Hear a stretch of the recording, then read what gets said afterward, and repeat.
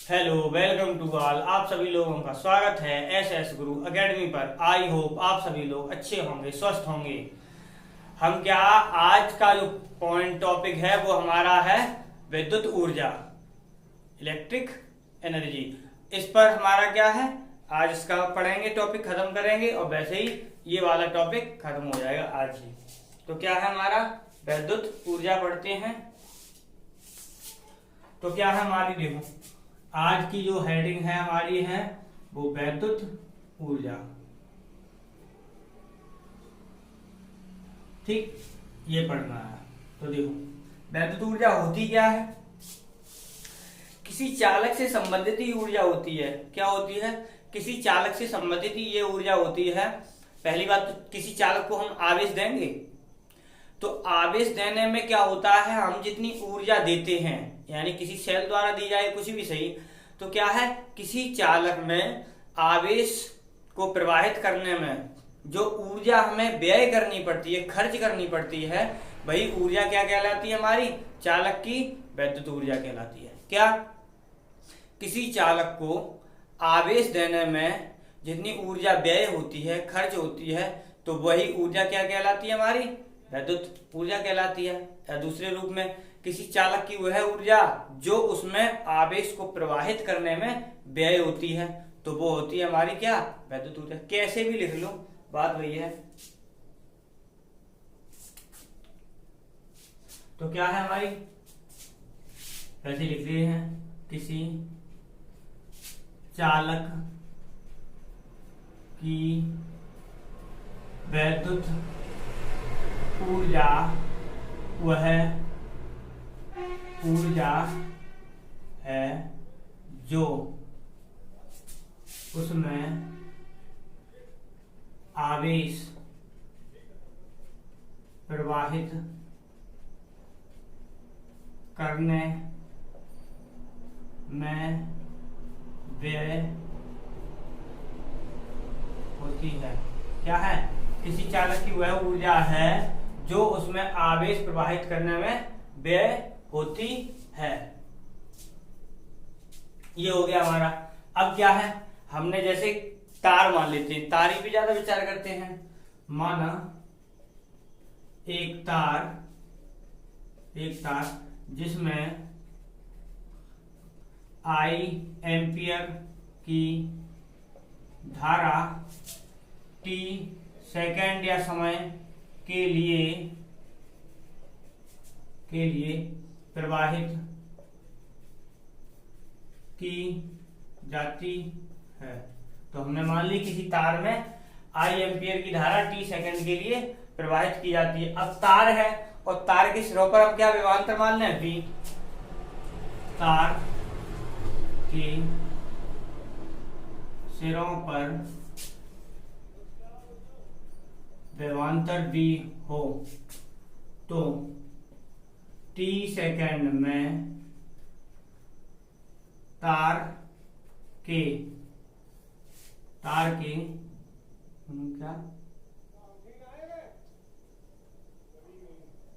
क्या है, एक तार के सिरों, यानी तार के सिरों में प्रवाहित, तार में ऐसे लिख लेते हैं, एक टी सेकेंड में तार में प्रवाहित आवेश। आवेश क्या हो जाएगा, Q बराबर IT। ये हो गया। अब क्या है, जो आवेश प्रवाहित कर रहा होगा और जिसकी ऊर्जा व्यय हो रही होगी, वो ऊर्जा दे कौन रहा होगा, हमारी बैटरी दे रही होगी। तो बैटरी द्वारा तो ऊर्जा दी जा रही होगी, तो वही तो उसकी ऊर्जा खत्म हो रही होगी, यानी खर्च हो रही होगी। तो हम क्या करेंगे, बैटरी द्वारा किया गया कार्य। तो बैटरी द्वारा किया गया कार्य, तो बैटरी द्वारा किया गया कार्य क्या हो जाएगा हमारा, W बराबर क्या हो जाएगा, VQ। ठीक, तो यहां से V का मान तो V रहा, Q का मान हो गया IT। इसका मतलब W का मान आ गया हमारा कितना, ये। ठीक है, इतना आ गया। अब ओम के नियम से पता है हमारा, यानी अगर क्या है, चालक के सिरों पर विभवांतर V है, यदि चालक का प्रतिरोध क्या हो हमारा, कैपिटल R हो, यदि हमारा क्या है, तार का या चालक का, जो तार है वही तो हमने चालक के रूप में माना है, तो तार का प्रतिरोध क्या हो हमारा, कैपिटल आर हो। तार का प्रतिरोध कैपिटल आर हो तो क्या हो जाएगा हमारा, V बराबर क्या हो जाएगा, आई आर। तो यहाँ से V की जगह क्या रख दें हम, आई आर रख दें। तो यहाँ से क्या हो गया हमारा यानी क्या हो जाएगा हमारा, W बराबर V की जगह क्या रख दें, आई आर। तो ये हो जाएगा आई स्क्वायर आर टी, ये हो जाएगा। ठीक है, अगर हम यहीं से I का मान निकाल दें, ये तो हो गया इतना। अब क्या है, यहीं से अगर हम क्या निकाल दें, I का मान निकालें, तो I का मान कितना आ जाएगा हमारा, V अपॉन आर आ जाएगा। यहाँ से देखो, तो V अपॉन आर, यहाँ से क्या करें, I का मान यहाँ पर रख दें, तो क्या हो जाएगा हमारा, W बराबर क्या हो जाएगा हमारा, यहाँ से रख दो। तो देखो I की जगह क्या रखेंगे, V अपॉन आर, तो क्या हो जाएगा हमारा, V square R upon T, ये हो जाएगा, वो T upon R, sorry T ऊपर है आर नीचे है, ये हो गया। देखो आई की जगह V अपॉन आर रखना, तो V तो ऊपर रहेगा, आर नीचे, टी ऊपर है ही, तो ये हो जाएगा हमारा एक और सूत्र। ठीक है, तो ये हो गया। अब क्या करना है, ये इस प्रकार से क्या है, हम अलग अलग सूत्र निकाल लिए जाते हैं, एक ये निकल आया, एक ये निकल आया, और ठीक। अब क्या है इसका, यानी जो हमारी क्या है, ऊर्जा ही तो है। ऊर्जा चाहे कोई सी भी हो, ऊर्जा का हमेशा जो मात्रक होता है वो क्या होता है हमारा, जूल होता है। क्या होता है, जूल होता है। इसलिए क्या करेंगे, अब देखो ऊर्जा का मात्रक जूल है। अब यहां से क्या किया, तो तुम्हें ये पता होना चाहिए, एक कैलोरी में कितना होता है, 4.18 जूल होता है। एक कैलोरी में कितना होता है हमारा, 4.18 जूल होता है। कभी कभी इसे क्या लिखते हैं हम, 4.2 जूल भी लिख लेते हैं, एक कैलोरी बराबर। ठीक है, तो क्या है हमारा, एक कैलोरी बराबर 4.18 जूल भी होता है, और क्या है हमारा ये 4.2 भी लिख लेते हैं। ठीक है, तो ये हो गया हमारा क्या, ये। अब क्या है देखो, ये तो हो गई हमारी वैद्युत ऊर्जा की बात। अब करेंगे वैद्युत शक्ति की बात। किसकी करेंगे, अब वैद्युत शक्ति की बात करेंगे। तो क्या है हमारा, अभी क्या थी, देखो शक्ति होती क्या है, कार्य करने की दर को ही तो शक्ति कहते हैं। अब यहाँ पर क्या है, किसी बैटरी द्वारा दी गई ऊर्जा वही दे रही है, तो उसकी दर क्या बन जाएगी हमारी, वैद्युत शक्ति बन जाएगी। तो बिल्कुल वही करते हैं।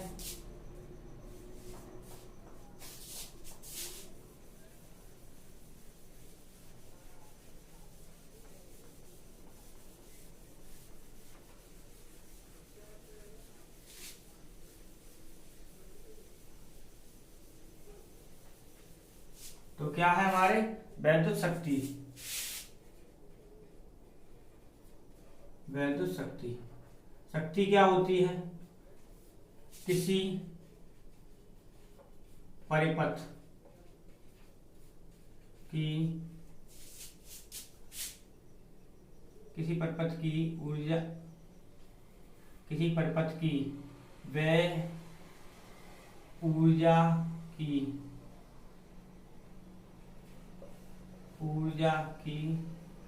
दर को, किसी परिपथ की व्यय ऊर्जा की दर को शक्ति कहते हैं, शक्ति कहते हैं। तो क्या हो गया हमारा, यानी किसी परिपथ में जितनी ऊर्जा व्यय हो रही है, व्यय ऊर्जा की दर, सॉरी, क्या है हमारा, किसी परिपथ की जो कितनी ऊर्जा व्यय हो रही है, तो वही क्या कहलाती है हमारी, शक्ति कहलाती है। तो ये हुआ क्या, किसी परिपथ की व्यय ऊर्जा की दर शक्ति कहलाती है। शॉर्ट में लिख दिया मैंने। ठीक है, तो ये हो गया हमारा।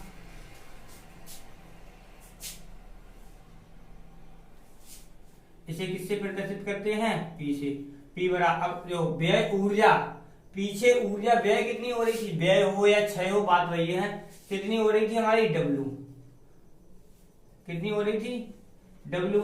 और दर है, दर के लिए हमेशा नीचे क्या लगाया जाता है, समय। तो ये हो गया हमारा समय डायरेक्ट। अब क्या है, W के लिए पीछे कितने मान आए थे, 3 लिखी थी मैंने। एक आया था VIT, एक आया था V square T upon R, और दूसरा आया था W बराबर आई स्क्वायर आर टी, ये आए थे। ठीक है, ये आए थे। अब पी के भी मान हम उसी प्रकार से डब्ल्यू की जगह देखो यहाँ पर ये रखोगे, डब्ल्यू की जगह वी आई टी रखोगे तो क्या हो जाएगा, पी बराबर वी आई आ जाएगा हमारा एक। यहां से रखोगे तो क्या पी बराबर हमारा क्या होगा, बी स्क्वायर अपॉन आर आ जाएगा। ठीक, यहां से रखोगे तो क्या आ जाएगा, पी बराबर आई स्क्वायर आर आ जाएगा।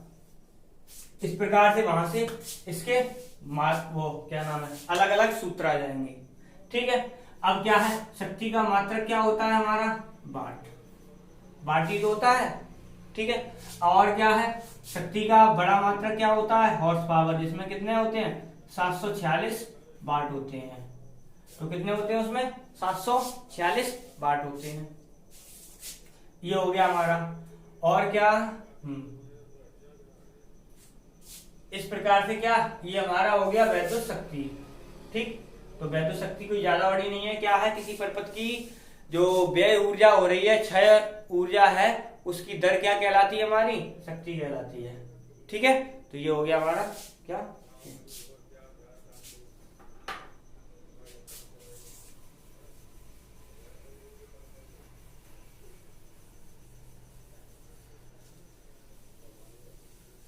हम प्रतिरोधों का संयोजन। क्या करेंगे, प्रतिरोधों का संयोजन, यानी प्रतिरोधों को किस प्रकार जोड़ा जाता है, बिल्कुल वही अभी बताया। अब क्या है, हम जोड़ेंगे तो क्या, एक श्रेणी क्रम में जोड़ेंगे और एक समांतर क्रम में। तो श्रेणी क्रम में जोड़ेंगे तो श्रेणी क्रम में कैसे जोड़ते हैं, जैसे मान लो ये बैटरी सेल लगी है हमारी। ठीक,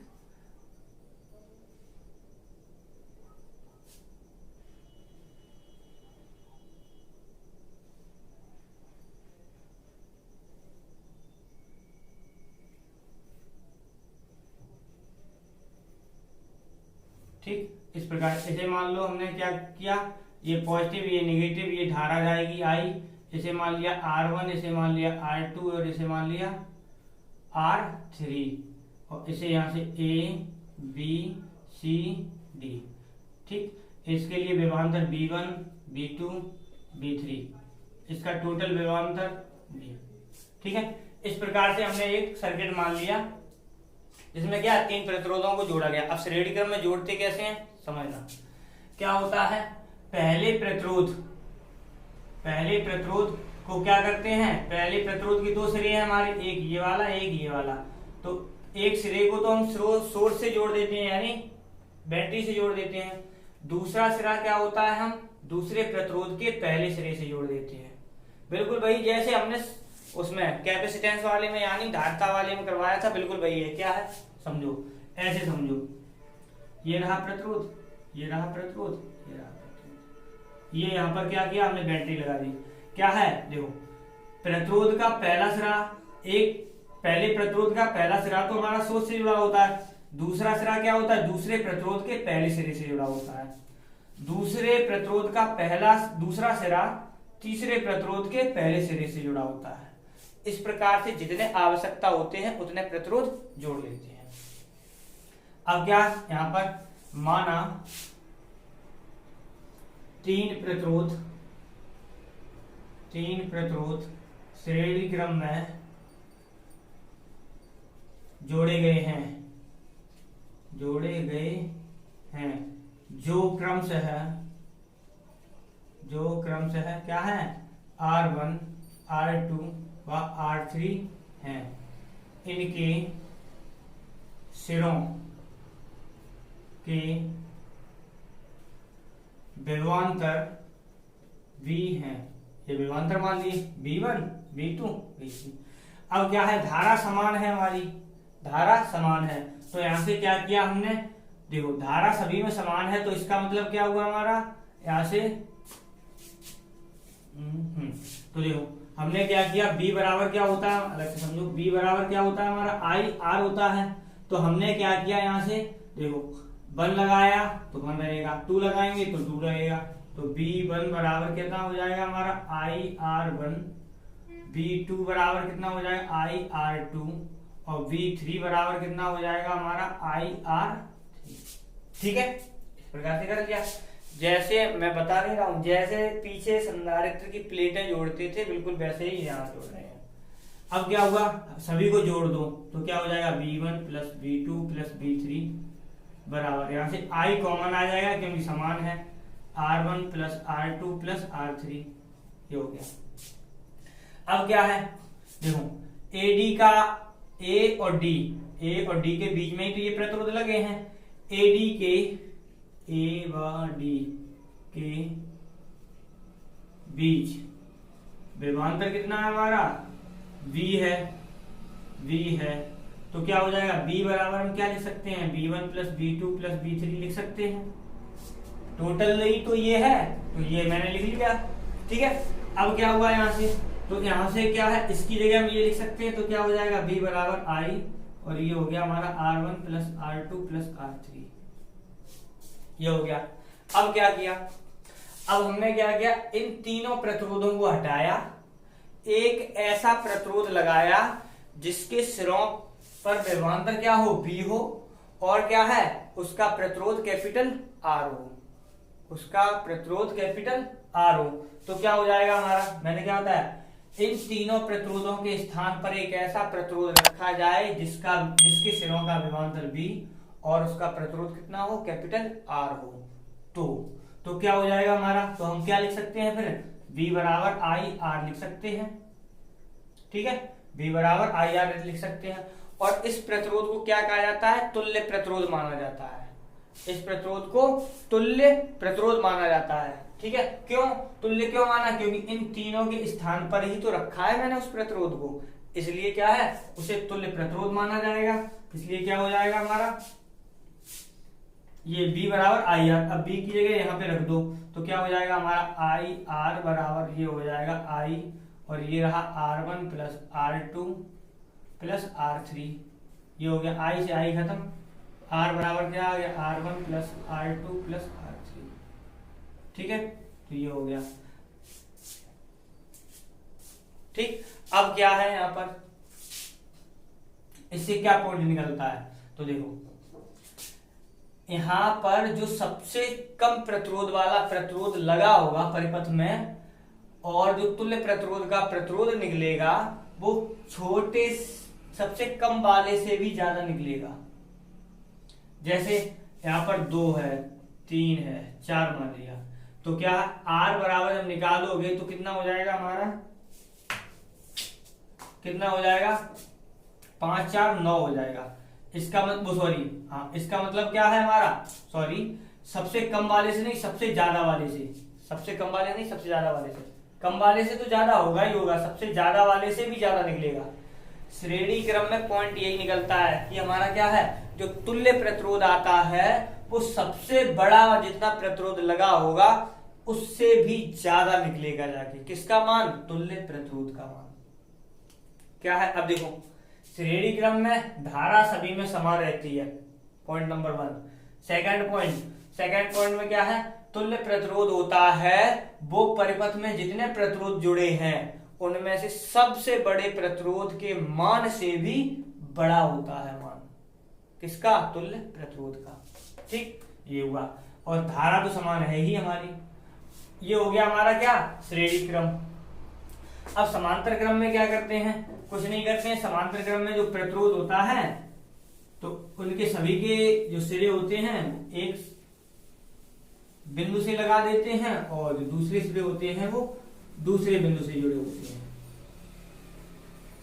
अब क्या है, जैसे समांतर क्रम में जोड़ते हैं, तो समांतर क्रम में कैसे जोड़ते हैं, जैसे क्या है, हमारी ये सेल है, बैटरी है, यहां पर गया, ठीक। अब क्या हुआ हमारा, यहां से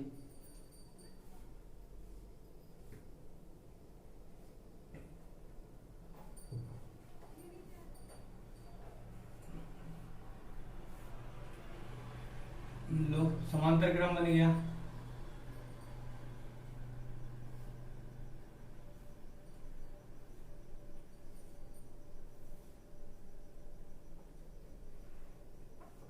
लो समांतर क्रम बन गया, ठीक है। इस प्रकार से हम जोड़ते हैं किसा, एक समांतर क्रम में। अब समांतर क्रम में क्या, ये जुड़ गया हमारा, प्लस ये रहा माइनस ये रहा, धारा यहाँ से गई आई।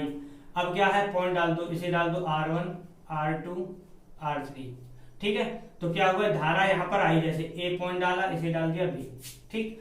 अब क्या है यहाँ पर देखो, धारा जब यहाँ पर आएगी तो क्या है, हमारी यहाँ पर टूट जाएगी, आगे यहाँ लग जाएगी, यहाँ जाएगी, यहाँ I1 मान लो, यहाँ I2, यहाँ I3, लेकिन यहाँ पर आके धारा फिर I ही बन जाएगी, आगे मिल जाएगी आगे यहाँ पर, ठीक है। तो ये हुआ, इसका मतलब क्या है, समांतर क्रम में धारा होती है वो अपने क्या प्रतिरोधों के अनुसार बट जाती है।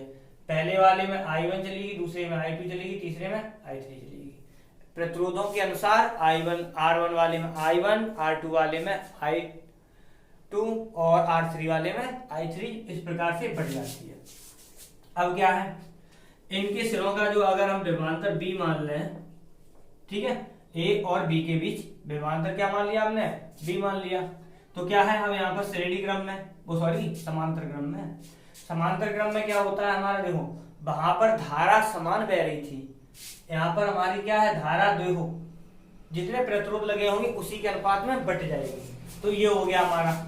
अब क्या है, बिल्कुल वैसे ही क्या जोड़ेंगे, हम करेंगे 3 प्रतिरोध लेंगे, R1 R2 R3, हिंदी नहीं लिख रहे, हम डायरेक्ट कैलकुलेशन करेंगे। R1 R2 R3 3 प्रतिरोध हैं जो सिरे A और B के बीच लगाए गए हैं, जिनमें प्रवाहित होने वाली धारा I1 I2 R3 है, क्योंकि यह बैटरी से चलने वाली धारा बिंदु A पर कितने भागों में बट गई, हमारी 3 भागों में। तो 3 भागों में ये बट गई, ठीक। अब क्या है, यहां से ये निकाला, अब यहां से तो देखो हमारा क्या है, वोल्टेज समान है। अब यहाँ पर क्या होगा हमारा, यहाँ वोल्टेज समान है, तो यहां से क्या निकाला, जैसे हमने निकाला I1 बराबर क्या हो जाएगा, V/R1, यही हो जाएगा हमारा। और क्या है, I2 निकाला तो V/R2 हो जाएगा, I3 निकाला तो V/R3 हो जाएगा, ये हो जाएगा। अब तीनों को जोड़ दो, तो I1 plus I2 plus I3 हो जाएगा। अब B कॉमन ले लेंगे तो यहां से हो जाएगा 1/R1 plus 1/R2 plus 1/R3, यहां से। अब क्या है, यहाँ पर देखो ये धारा I ही तो है जो यहाँ पर आके 3 भागों में बट गई है, I का मान ही तो ये 3 भागों में बट रहा है। इसका मतलब क्या है, इन तीनों को धाराओं का जो योग है वो I के बराबर है। इसका मतलब AB के बीच तुल्य धारा, यानी कुल धारा कितनी होगी हमारी, कुल धारा यानी योग के बराबर मानी जाएगी, यानी कितनी होगी, I होगी। तो क्या हम इतने की जगह I लिख सकते हैं, क्यों, क्योंकि धारा ही तो टूट गई इतने भागों में। तो यहाँ पर क्या हो जाएगा हमारा, I बराबर क्या हो जाएगा V, और यहाँ से क्या हो जाएगा 1/R1 plus 1/R2 plus 1/R3, ये हो गया। अब क्या हुआ यहाँ से, अगर अब हमने फिर किया, इन तीनों प्रतिरोधों के स्थान पर एक ऐसा प्रतिरोध लगाया जिसमें क्या है, जिसके सिरों का प्रतिरोध क्या हो, कैपिटल R हो, और धारा उसमें क्या बह रही हो, हमारी I बह रही हो, उसमें धारा क्या बह रही हो, I बह रही हो, ठीक है। तो क्या हो जाएगा, हम I की जगह क्या लिख सकते हैं, फिर V/ उसे क्या लिखेंगे, R। तो यहां से V और ये हो जाएगा 1/R1 plus 1/R2 plus 1/R3, B से B खत्म, 1/R बराबर आ जाएगा 1/R1 plus 1/R2 plus 1/R3, ठीक। ये सूत्र होता है। अब यहाँ पर क्या पॉइंट निकलता है, देखो यहां से जो हमारा तुल्य प्रतिरोध आता है, यानी जो तुल्य प्रतिरोध लगा होता है उसका जो प्रतिरोध आता है, तो क्या है हमारा, उसका प्रतिरोध सबसे कम, जिसका प्रतिरोध होगा उससे भी कम निकलेगा। कहने का मतलब अगर 1/2 है प्लस इसे 1/3 मान लो, इसे 1/4 मान, इसका एलसीएम निकालोगे तो जो इसका मान आएगा कैपिटल R का, वो तुम्हारा क्या है, इस वाले R से भी कम आएगा। यानी क्या होता है, उसमें बड़े से भी बड़ा आता है, इसमें सबसे छोटे से भी छोटा आता है, इसमें समांतर क्रम में, ये पॉइंट है इसमें। अब वहां क्या था, धारा समान थी, ठीक, और क्या था, प्रतिरोध ज्यादा आता है, तुल्य प्रतिरोध का मान ज्यादा वाले से भी ज्यादा आता है। यहाँ पर विभवांतर समान होता है, तुल्य प्रतिरोध जो आता है वो कम से यानी जो छोटे से छोटा प्रतिरोध लगा होता है उससे भी कम आता है। तो ये हो जाता है हमारा ये, ठीक है। अब क्या, ये हो गया हमारा ये, ठीक है। अब क्या करेंगे, अब यहां से देखो, इसीलिए तुमने घरों में देखा होगा, घरों में जितने भी सर्किट लगे होते हैं वो मेन से कैसे लगे होते हैं, सभी समांतर क्रम में लगाए जाते हैं, सभी को समांतर क्रम में लगाया जाता है। जब हम स्विच ऑन करते हैं तो क्या होता है, परिपथ का जो प्रतिरोध होता है वो कैसा हो जाता है, हमारा कम हो जाता है और हमारी धारा बढ़ जाती है। इसीलिए क्या होता है हमारा, किसी भी परिपथ जब वो उसे ऑन कर देते हैं, कुछ चाहे पंखा चाहे कूलर चाहे बल्ब कुछ भी करें, तो हमारे क्या होती है, परिपथ से प्रतिरोध का मान घटेगा और हमारी धारा बढ़ जाएगी। इसीलिए हमारी कहीं की भी लाइट कम नहीं होती है फिर, ठीक है। तो आज के लिए इतना ही रखते हैं। अगर वीडियो आपको पसंद आ रही हो तो वीडियो को लाइक करें, चैनल पर नए आए हो तो चैनल को सब्सक्राइब करें और अपने दोस्तों के साथ शेयर करें। बाय।